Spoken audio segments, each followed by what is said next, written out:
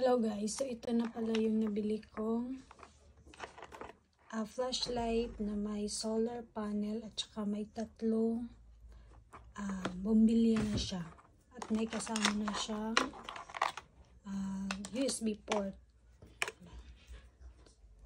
Yan guys, so napaka legit nito guys. Tingnan natin, napakaliwanag ng kanyang lights at saka dito din sa likod. Ito guys, mag-light din siya. Yan, napakaliwanag. May kasama ng solar panel. So kung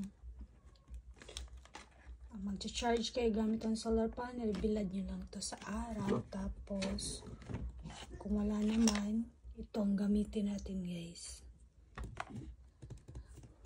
Kumuha lang tayo ng tingnan natin guys kung gagana kanyang saksak natin. Tapos gamitan natin ng ganitong port. Pag nag-ilaw na yan, ibig sabihin naka-charge na yan. Ito na guys, red light, ibig sabihin nag-charge na siya. So yun lang guys, kung gusto nyo bumili dito, nasa yellow basket ko lang. Thank you, bye.